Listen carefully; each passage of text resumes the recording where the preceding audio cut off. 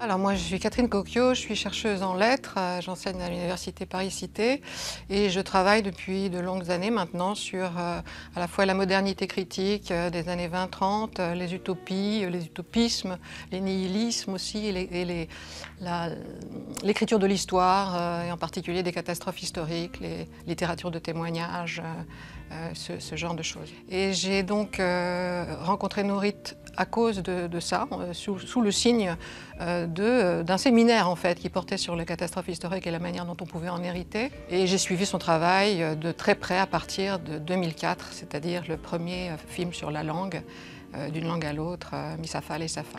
Ben oui, alors Nourit Aviv, c'est un être humain que j'aime beaucoup, d'abord que je connais donc depuis longtemps, mais c'est surtout une très grande pointure du cinéma documentaire, avec une quinzaine de films réalisés et une centaine dont elle a fait l'image, puisqu'elle est aussi directeur de la photographie. Elle est la première chef opératrice reconnue en France par le CNC, le Centre national de la cinématographie, elle a travaillé avec de grands réalisateurs, René Alliot, Agnès Varda, Claude Berry, Eyal Sivan, Amos Gitaï. Donc c'est une œuvre considérable et c'est une œuvre aussi au sens fort parce que pour moi elle dépasse le genre du documentaire, ou plus exactement elle a créé un documentaire très particulier qui relève aussi non seulement de l'art mais de la poésie. Donc oui, Annonce, c'est un film d'une très grande grâce et très étrange, plein de magie pour moi. Elle donne la parole à 7 femmes, si mon souvenir est bon, qui évoquent d'une part les épisodes d'annonce et d'annonciation, en fait, l'annonce à Sarah, à Agar et à Marie, donc à la fois dans l'Ancien Testament, le Nouveau Testament et le Coran. Et ce sont des femmes donc, qui interprètent, en fait, qui soumettent ces épisodes à des exégèses savantes, mais aussi qui relient ces épisodes, ces scénarios à leur propre expérience de la maternité, leur propre imaginaire. Et ça nous conduit dans des univers tout à fait étonnants. Mais c'est aussi un film sur l'ange, en fait, sur l'annonce angélique de ce qui va de la vie, en fait, par une voix. C'est un film, je crois, profondément sur la voix, ce qui se dit à travers la voix, le souffle. C'est un thème qui réintervient souvent dans ces films, le souffle.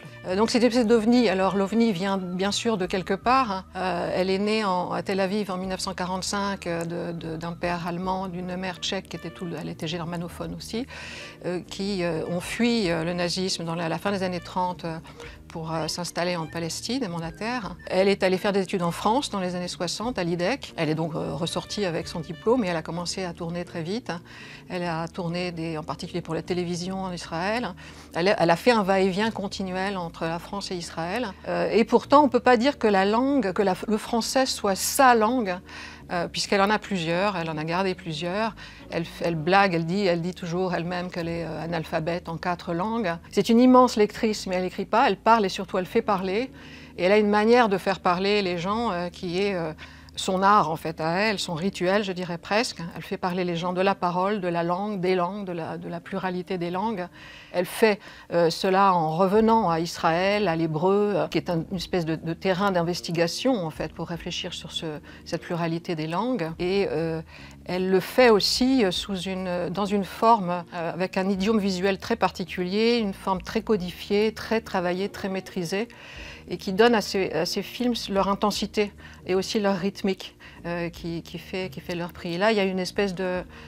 Ça relève un peu à la fois du jeu d'enfant, un jeu très savant aussi, mais un peu aussi de la recette de sorcière. Et puis ça relève aussi du commentaire midrashique, c'est-à-dire ce commentaire qui se fait sous forme de discussion sans fin et qui est un héritage du judaïsme rabbinique.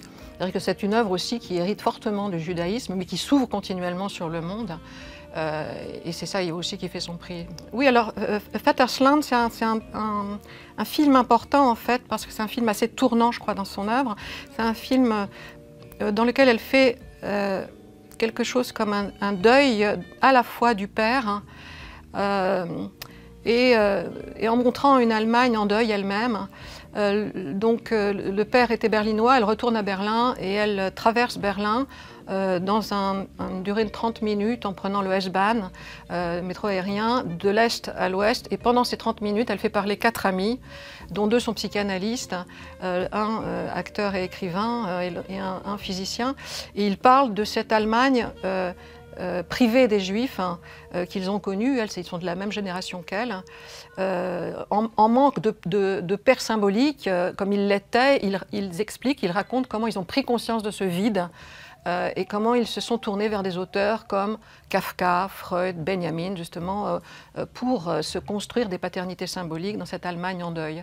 Et donc il y a aussi donc le deuil à l'égard du père, dans les 2 sens, biographique, familial et symbolique, et la mère apparaît aussi à la fin du film. Alors ce qui résonne en moi dans ce cinéma, c'est justement un bon mot, un bon verbe, parce que ça résonne très profond, et puis il y en a un autre qui est rayonné, c'est-à-dire ça rayonne très large. Ça résonne très profond pour moi parce que c'est un cinéma qui, ces films-là sur la langue, qui reviennent continuellement à ce moment où on sort de l'état d'enfance, l'enfant qui ne parle pas encore, où on est à la langue, où on est au langage, plus exactement à travers une langue. Et on apprend, et c'est un moment en fait très énigmatique qu'on ne comprend pas en fait. On apprend sans apprendre.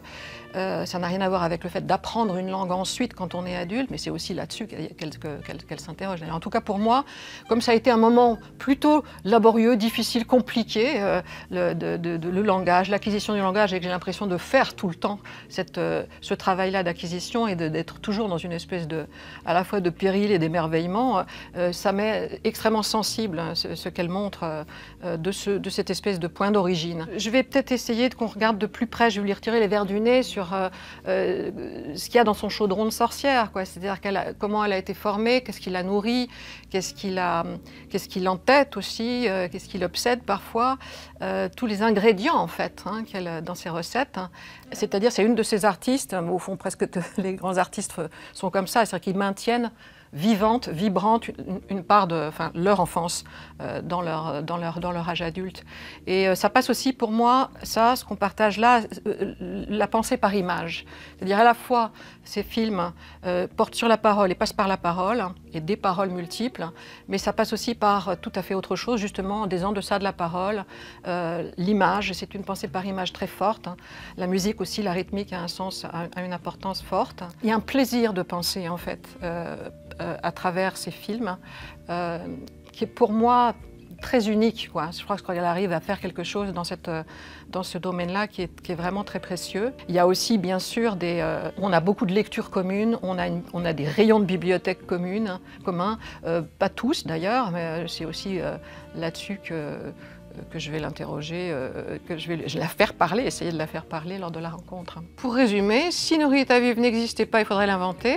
Venez donc nous écouter lors de la rencontre avec elle, qui aura lieu dans le cadre du festival Un état du monde, le 26 janvier à 18h30 au Forum des Images.